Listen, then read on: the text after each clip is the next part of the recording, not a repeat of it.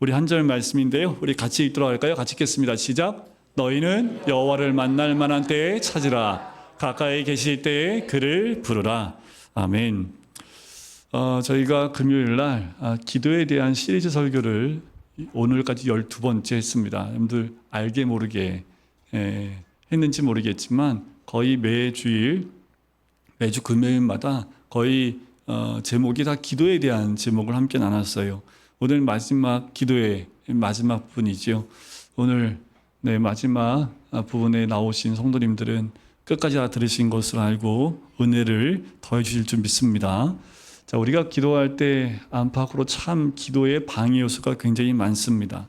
우리 기도하는 게요, 여러분들 핸드폰 보는 것처럼 쉬우면 얼마나 좋을까요? 그냥 핸드폰 보면 훅 빠져들잖아요, 그죠? 1시간, 2시간 그냥 쇼츠 한번 보면 그냥 애들 보는 틱톡 한번 보면 그냥 쭉쭉 빠져들어서 1시간이 뭐예요?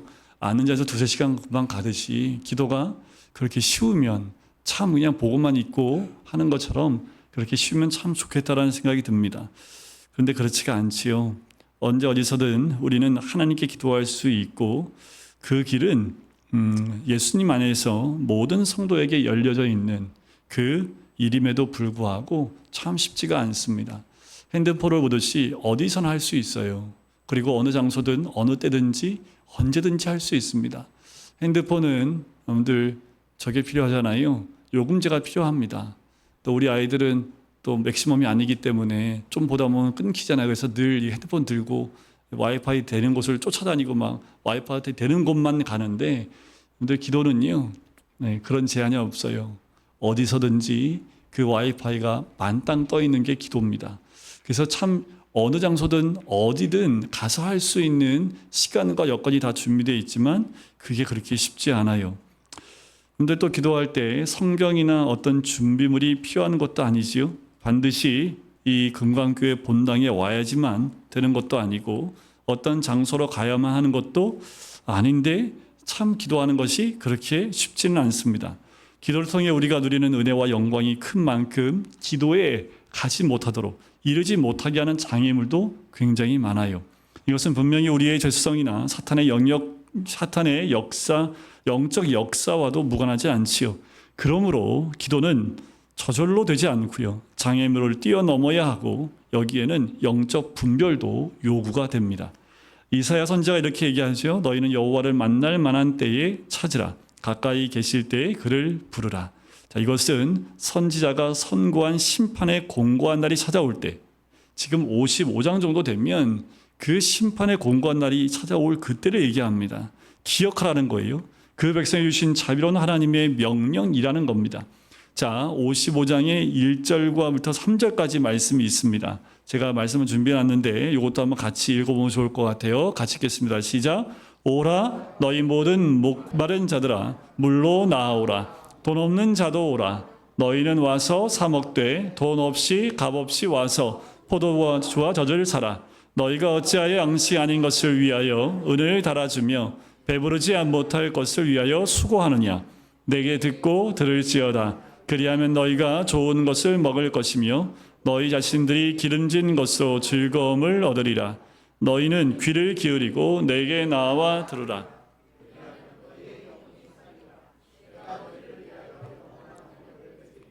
고 다윗에게 허락한 확실한 은혜니라. 자, 이 본문으로 시작해서 우리는 기도의 장애물을 좀 함께 나누어 보려고 합니다. 기도의 첫 번째 장애물은 단연 이겁니다. 우상입니다. 우상을 가지고 하나님께 나갈 수 없지요. 하나님께서는 목마른 사람은 누구든지 오라고 부르십니다. 중요한 건 뭐예요? 목말라야 한다라는 겁니다. 목마름을 느끼지 않거나 다른 대체물로 목을 축이고 살아가는 사람이라면 물로 나오라는 초청을 달갑게 여길 리가 없겠지요. 그런데 아담의 범죄 이후에 에덴 밖에서 태어난 모든 사람은 목이 마른 일생을 면할 수 없어요. 다 목마릅니다. 우리 아이들부터 시작해서 어르신까지 목마르지 않는 사람은 단 한 명도 없다라는 거예요. 또 하나님께서는 돈 없이 값 없이 와서 포도주와 젖을 사라고 말씀합니다. 이 포도주와 젖은 하나님께서 우리에게 베풀어 주시는 연호의 풍성함과 또 만족감을 보여주는 표현이에요. 그리스도께서 고난과 죽으심으로 대가를 다 지불하셨기에 하나님께 나오는 자들은 더 이상 자신들이 치러야 할 대가가 없는 거지요. 하나님의 구원은 모든 원하는 자들에게 거저주시는 은혜입니다. 다만 그들은 양식이 아닌 것, 배부르게 하지 못할 것을 얻기 위해 은을 달아주거나 수고하지 않아야 합니다. 양식이 아닌 것, 배부르지 못한 것은 우상의 기만적 속성을 표현한 말이에요. 잠언서 20장 17절은 이렇게 말합니다. 속이고 취한 음식물은 사람에게 맛이 좋은 듯하나 후에는 그의 입에 모래가 가득하게 되리라. 이게 속이고 취한 음식물, 이런 것이 양식이 아닌 것이고 배부르지 못하게 하지 못할 것입니다. 이런 것은 생명의 떡이 아니라는 거예요. 근데 분별하셔야 되는 거지요. 어떤 것이 생명의 떡인지, 어떤 것이 우리의 가람을 해결할 수 있는 것인지. 여러분들 바다 위에서 아무리 목마르다고 바닷물을 벌컥벌컥 마시는 사람은 없습니다. 목마른다 할지라도 그것을 마시는 순간 이미 그 사람은 살 수 있는 기회가 없어지기 때문에 그래요. 영적인 것도 마찬가지입니다. 우리 영적인 목마름은요, 모든 사람이 다 있습니다. 우리뿐만 아니라 세상에 있는 모든 사람에게도 다 있다라는 거예요. 하지만 그들은 그 목을 축이기 위해서 이 잠언서에 나와 있는 이 말씀처럼 그것을 계속 벌컥벌컥 마시고 있는 상황이라는 거지요. 하나님의 자비하신 명령은 모든 목마른 자들을 초청하지만 많은 사람은 기만하는 우상에게 속아서 양식이 아닌 것, 배부르지 못할 것을 얻기 위해 인생을 허비한다라는 거지요. 대표적인 것이 돈이고 또한 권력이고 명예입니다. 이런 것들이 채워지면 다 만족할 것 같은데 채워도 만족하지 못하는 것들이 이런 것들이지요. 하나님은 당신에게 나오는 자들에게 약속하십니다. 내게 듣고 들을지어다. 그리하면 너희가 좋은 것을 먹을 것이며 너희 자신들이 기름진 것으로 즐거움을 얻으리라. 너희는 귀를 기울이고 내게로 나와 들으라. 그리하면 너희의 영혼이 살리라. 뭘 강조하고 있어요? 뭘 강조합니까? 들으라는 거예요. 듣는 거예요. 하나님 말씀을 들음으로써 우리의 영혼은 먹고 기름진 것으로 즐거워할 것입니다. 들으면 살아요. 그래서 여러분들 신명기 8장 3절에도 보면 사람이 떡으로만 살 것이 아니요 무엇으로요? 하나님 말씀으로요. 그 말씀을 들음으로써 영적 배부름과 만족을 누리도록 창조되었다라는 거예요. 그러나 이것만 있으면 행복할 것이라고 여기는 모든 것이 우상입니다. 이것이 없어서 불행하다고 느끼고 살아간다면 그것이 우리의 우상이에요. 여러분들 지금 그것이 부족해요. 이것만 있으면 될 것 같아요. 그게 우상이라니까요. 그런데 주님만 있으면 좋을 것 같은데 그건 우상이 아니고요. 그거 외에 여러분들 부족한데 이것만 있으면 만족할 것 같아요. 그게 내 삶 가운데 채워지는 그 순간에 또 부족함이 생겨요. 이런 것들 우리 삶의 우상이라는 거지요. 문제는 이것을 달라고 하나님께 나아간다라는 거예요. 우리가 기도하는 거의 대부분이 그 제목들이 여기에 국한되어 있을 수 있습니다. 하나님, 제게 이것을 주십시오. 이것을 이번에는 꼭 이루어야만 제가 살 수 있습니다. 라고 말하면서 기도한다라는 거예요. 이것이 우상을 달라고 하나님께 구하는 것이라는 사실을 인식하지 못한 채 우리는 그렇게 다고다고하는 기도를 하고 있다라는 거지요. 어쩌면 그런 것이 우리 삶의 우상이 되어서 그것이 채워지는 순간 하나님의 은혜인 줄 알았는데 은혜가 아니라 또 다른 욕구가 우리 안에 생겨나는 것을 경험하게 되지요. 이것이 우상의 기만성입니다. 그것은 양식이 아닌 거예요. 배부르게도 하지 못하는 겁니다. 우리는 그것이 없어서 불행하지 않고요. 그것을 얻어서 행복해지지도 않아요. 우리 아이들 빨리 부모 밑에서 독립하고 싶지요. 독립을 하는 그 순간, 그 순간부터 그냥 삶이 힘들어요. 결국 살다 보면 엄마 밑으로 들어가려고 하고 부모님 밑으로 들어가려고 하는 거지요. 기도로 하나님을 만날 때 이 사실을 인식해야 하고 우상을 버리는 일들이 반드시 일어나야 합니다. 내 안에 아직도 살아있는 그 우상들이 무엇인지를 발견해야 된다는 거지요. 이것이 참된 기도로 하나님을 만날 때 일어나야 하는 일입니다. 하나님께 우상을 구했던 기도는 회개할 일이지요. 기도할 때 우리는 첫 번째 장애물, 우리 안에 있는 우상을 발견하고 그것을 버려야 합니다. 내 안에 과연 어떤 우상이 있는지 발견하셔야 합니다. 그건 사람마다 그리고 위치마다 그리고 나이의 많고 적음에 따라서 각자 가지고 있고 추구하는 우상들이 다 달라요. 그리고 그때 그 순간 나에게 채워지게 하게끔 하기 원하는 것들이 다 다르다라는 거예요. 그러다 보니까 우리가 때에 따라서 우리가 기도하는 것들이 나도 모르는 사이에 하나님께 구하지 않아야 될 것들을 구할 수 있다라는 거지요. 두 번째 기도의 두 번째 장애물을 보여주는 것이 7절에 나오는데요.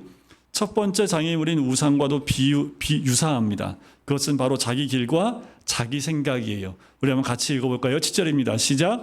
악인은 그의 길을, 불의한 자는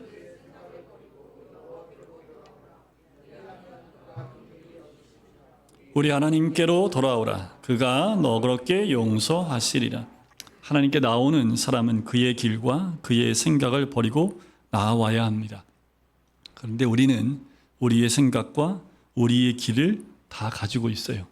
자기가 추구하는 방향과 목적을 버리고 자기가 옳다고 여기는 생각을 버리고 주님께 오는 것이 참된 회개의 특징이에요. 그런데 우리는 참 즐겨요. 내 길과 내 생각 안 내려놓습니다. 이 안 내려놓는 것 때문에 하나님이 한 번씩 우리를 꽉 붙잡으실 때가 있지요.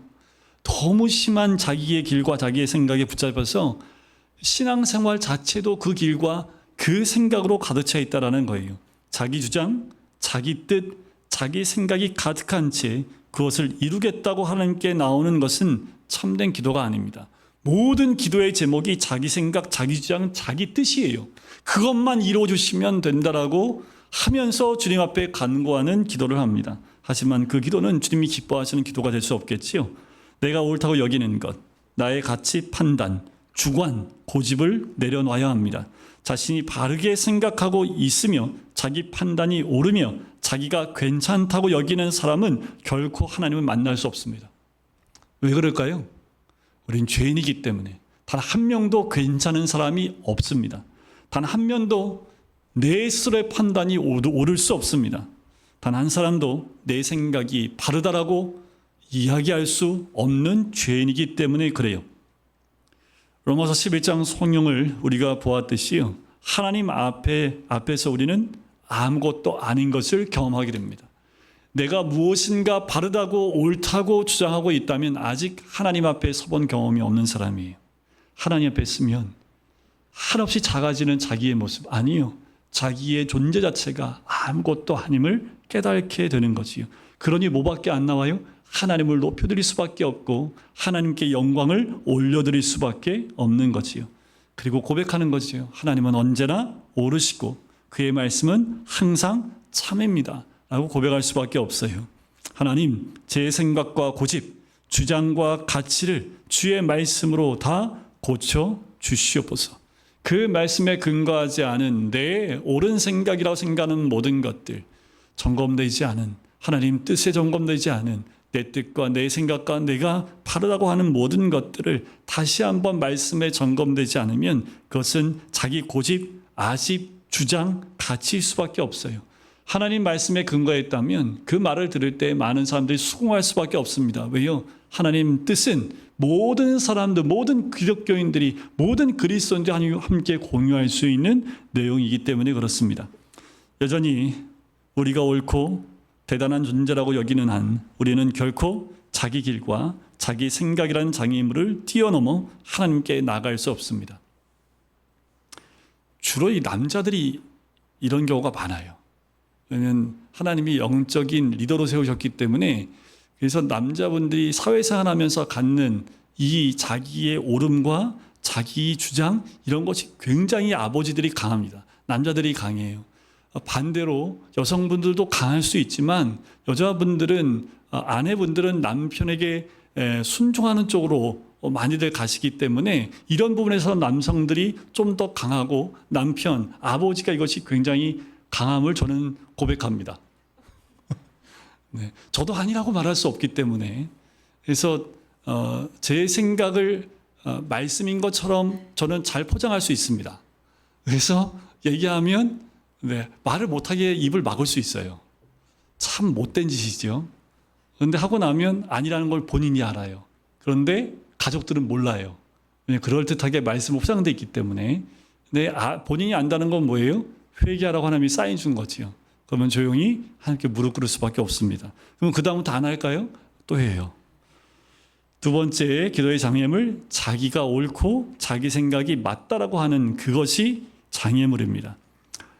또 이사야서를 조금 더 읽어보면 우리는 58장에서 아주 특이한 대목을 만나게 됩니다. 58장 2절 같이 한번 읽어볼까요? 읽겠습니다. 시작. 그들이 날마다 나를 찾아 나의 길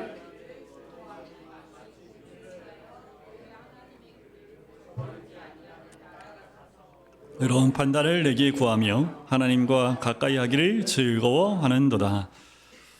은혜가 되지요.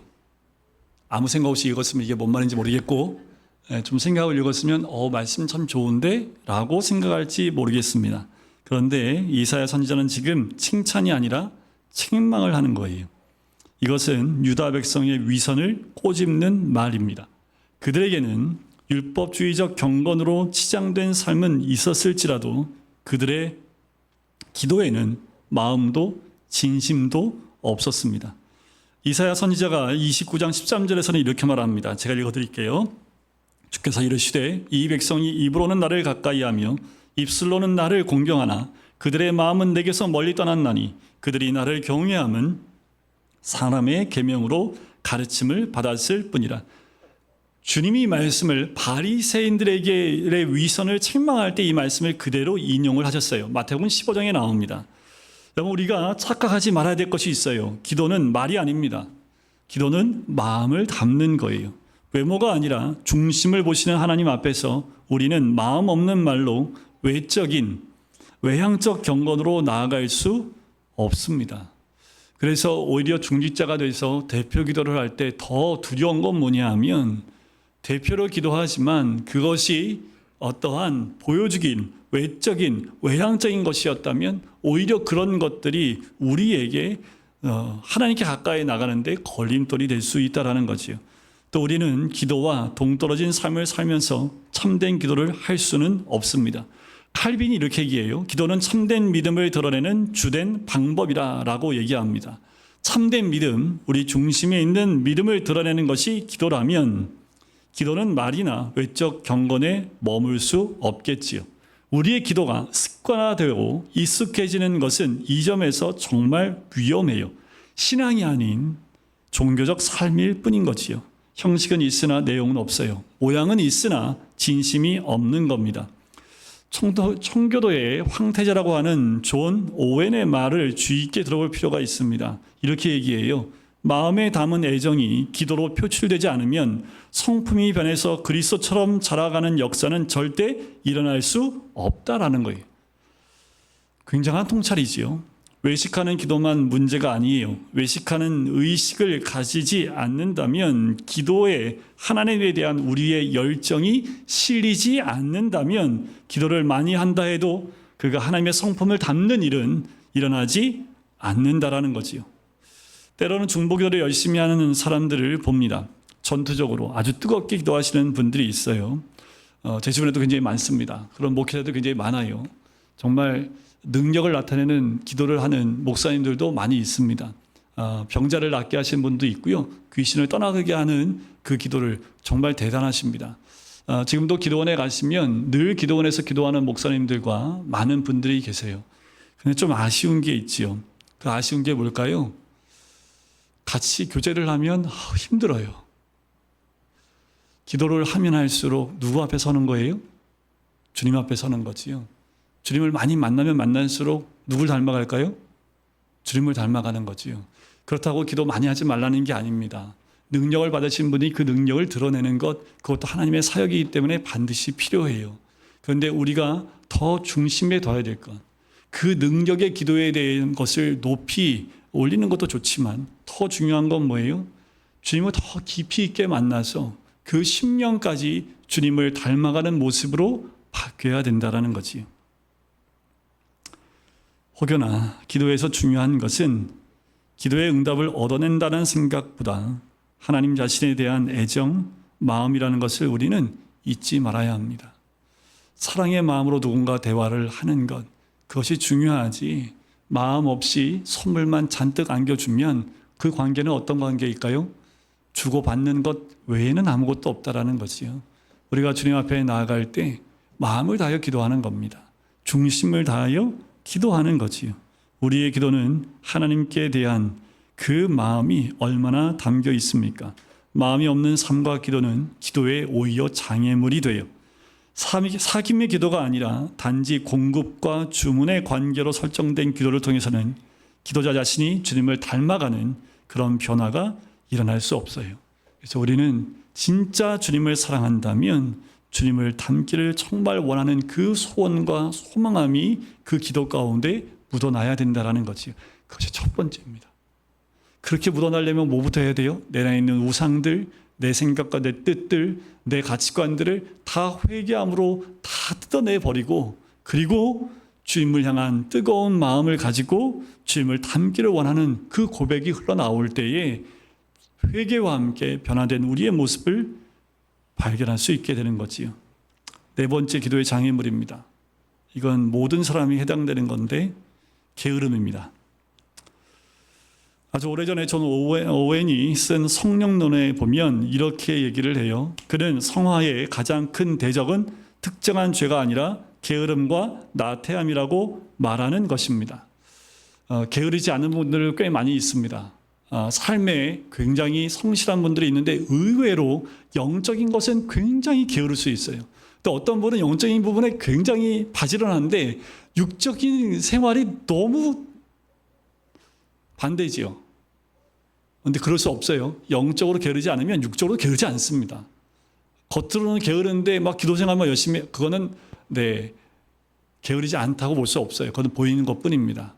근데 반대로 육은 굉장히 바지런한데 영적인 것은 나태할 수 있어요. 그건 가능합니다. 여러분들 기도하려고 할 때 우리가 의식할 수 있는 가장 큰 장애물이 있어요. 제가 항상 느끼는 건데, 그리고 항상 입에 달고 있는 건데 피곤함입니다. 피곤해 하면 일단 게으르고 싶은 거예요. 피곤하기 때문에 쉬어야 되기 때문에 우리 남편들 아버지들이 주로 달고 사는 고백들이잖아요. 피곤해. 갔다 오면 피곤해. 말씀 좀 읽죠. 좀 피곤해. 다음에 하지 뭐. 우리 좀 모여서 예배드리죠. 피곤한데 뭘 다음에 하지 뭐. 이게 입에 있는 거죠. 또 어머니들은 이해를 해요. 왜요? 밖에 생활을 하니까 좀 피곤하긴 하지요. 그런데 자신을 좀 돌아보시지요.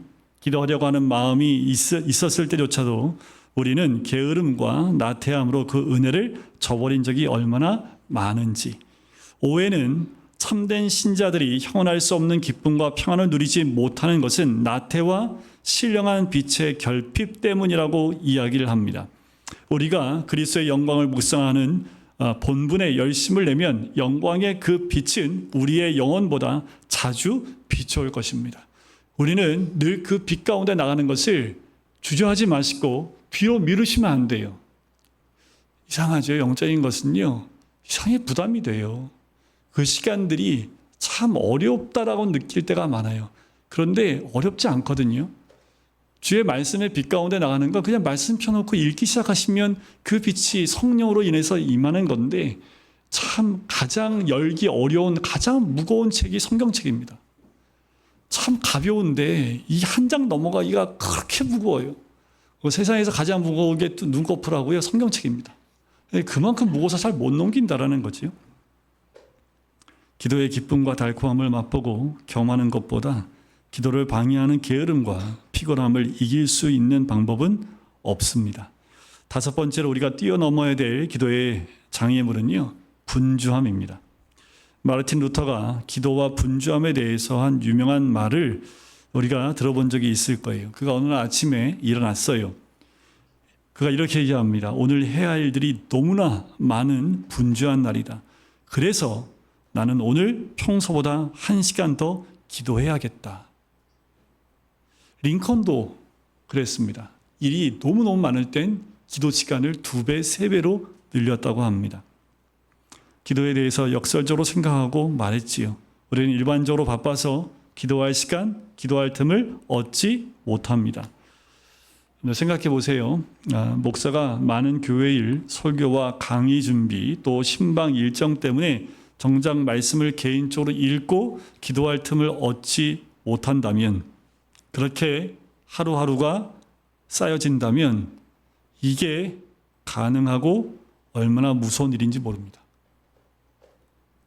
이게 한순간에 큰일 났네가 되지 않아요.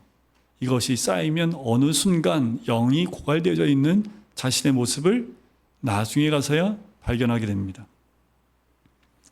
교회 역사의 사막의 교부들은 분주함은 도덕적 게으름이다라고 얘기해요. 그 도덕적 게으름은 영적 게으름을 말하는 겁니다.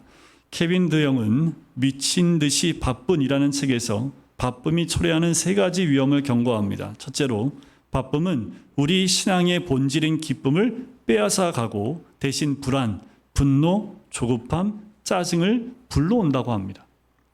둘째로, 바쁨은 우리의 마음을 빼앗아 가서 영혼이 소진되게 합니다. 여러분들, 그래서 목사님들이 특별히 수련회나 컨퍼런스 같은 데 참여하는 경우가 왜 그러냐 하면요, 다른 거 없어요. 바쁘고 분주한 일상에서 잠깐 해방될 수 있는 가능성, 그리고 그곳에서 말씀을 배우면서 말씀을 묵상할 수 있는 기회가 주어지기 때문에 그래요. 그래서 어떤 큰 교회 목사님은 1년에 한 번씩 한 2주는 미국을 무조건 가신답니다. 그래서 미국에 전화를 건대요. 그래서 야, 나 좀 불러줘. 그래서 2주 동안 2교회를 돌면서 일부러 가신대요. 이유는 뭐냐 하면 딱 이렇게 고백하세요. 가면 밤에 잠이 안 온대요. 밤에 혼자 깨어있대요. 그 시간이 주님을 만나는 시간이고 그 시간이 하나님과 달콤한 시간을 갖는 시간이기 때문에 자기는 1년에 적어도 2주는 무조건 미국을 갑니다. 저도 보내주시렵니까? 그러니까 이렇게 그 시간을 일부러 만들려고 한다라는 거예요. 여러분, 우리의 영혼이 늘 주님 안에 있지 않으면 우리에게도 그 바쁨 때문에 영혼이 소진되고 있는 걸 모를 수 있습니다. 셋째로, 바쁨은 우리의 영혼의 부패를 감추게 합니다. 그가 목사일지라도 바쁜 것이 신실하고 열매 맺는 삶을 의미하지는 않아요. 바쁨은 자신이 가진 영적 문제를 보지 못하게 함으로써 영적 붕괴를 초래할 위험이 있다는 거지요. 기도는 한편 하나님과 함께 일하는 방편입니다. 적는 전능자께서 지혜를 주시고 도울 자를 보내주시며 주변의 환경을 변화시켜 주시는 거예요. 그래요. 마틴 루터도 또 링컨도 이것을 알기 때문에 더 많이 바쁘면 바쁠수록 하나님이 주시는 지혜를 또 주변의 환경을 변화시킬 것을 주님께 간구하며 기도했던 거지요. 믿지 못해서 할 경우가 아니라면 우리 스스로가 분주한 상황을 만들지 마십시오. 하고 싶고 원하는 모든 것을 다 한 뒤에 기도할 틈을 얻으려고 하는 사람은 참 어리석은 사람이에요. 분주한 삶에서 기도할 틈을 결코 얻지 못합니다. 기도를 위해 따로 시간을 떼어두어야 합니다.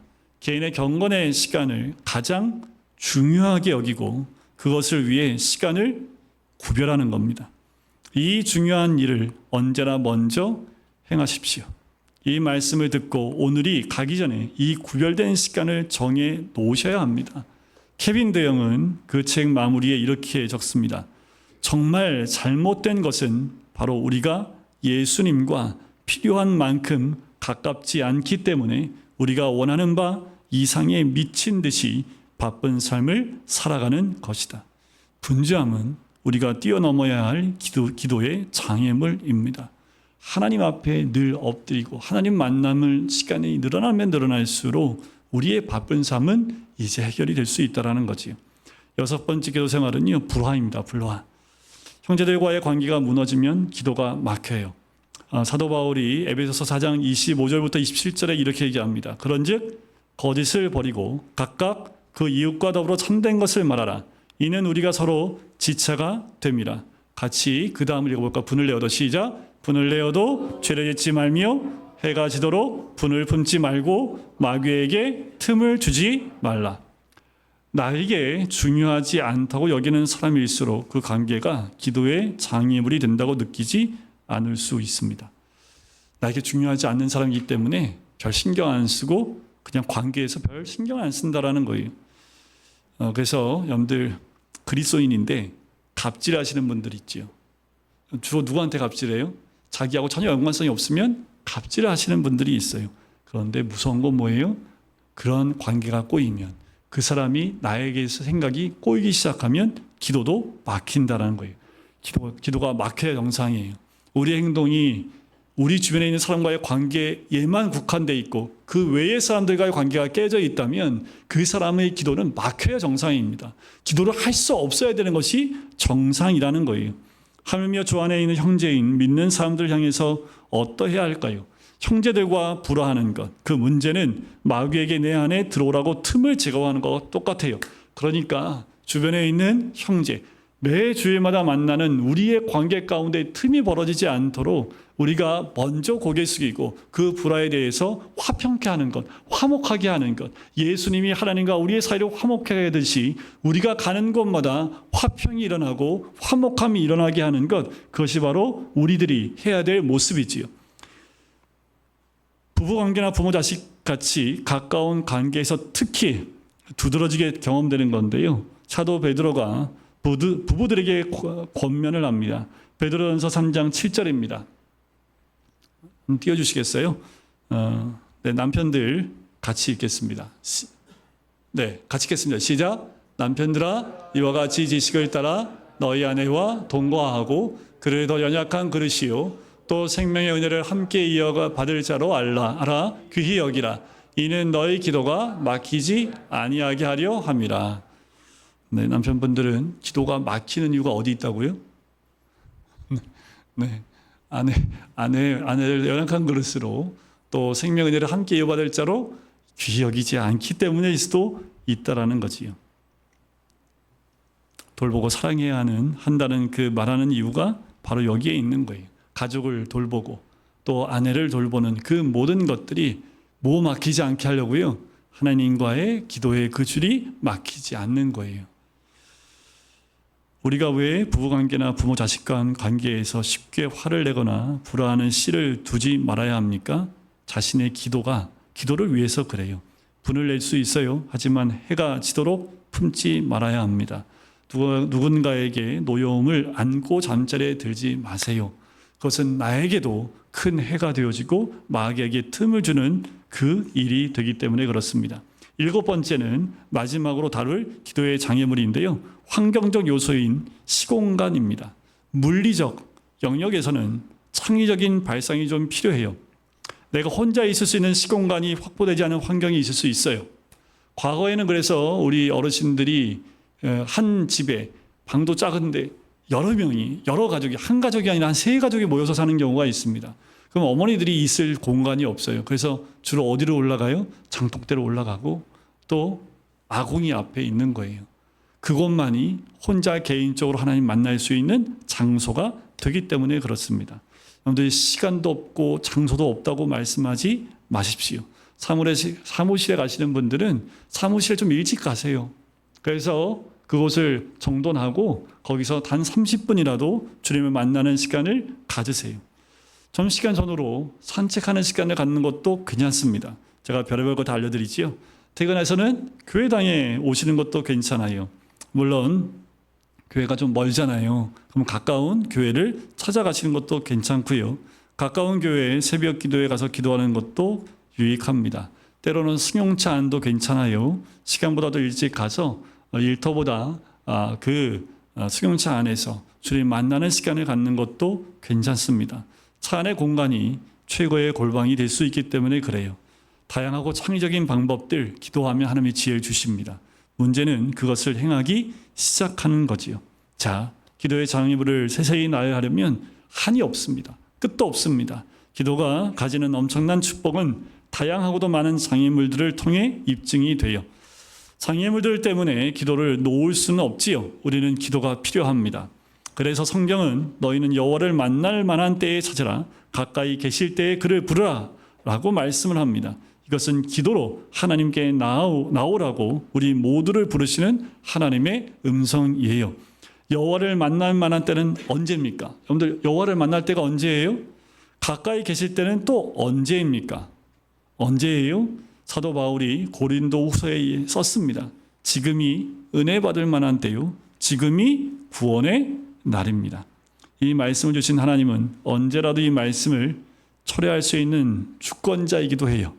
지금 때가 열려 있다고 언제까지나 열려 있는 것 아닙니다. 이게 너무 무서운 거예요. 언제나 하나님 앞에 기도할 수 있는 시간이 다 열려 있는 거 아닙니다. 나에게 기도할 수 있는 여력이 있다라는 것, 건강이 있다라는 것, 또 교회에 나올 수 있다라는 것, 하나님께 무릎 꿇을 수 있다라는 것, 그 시간이 지나고 나면 기도하고 싶어도 기도할 수 없는 때가 오기 때문에 그래요. 만약 지금이 여호와를 만날 만한 때이고 하나님께서 가까이 계실 때라면 어떤 장애물이 있을지라도 뛰어넘어 하나님께 나아가라는 말씀입니다. 언제 해야 될까요? 지금입니다. 제가 기도의 마지막에 이 장애물을 말씀드리는 것은 우리가 기도하는데 많은 것들을 얘기해. 이래서 힘들고 저래서 힘들다고 얘기를 해요. 그 모든 것 주님 앞에 다시 한번 가지고 나가시길 원합니다. 그리고 기도할 만한 때, 그리고 주님 만날 만한 때, 그때가 지금이라는 것을 알고 지금부터 시작하시는 거예요. 오늘부터, 그리고 내일도, 내일 모레도 시간과 공간을 찾고 내 몸이 어떻든 간에 하나님 만나는 그 자리로 우리 모두가 나가시기를 주의 이름으로 간절히 축원드립니다.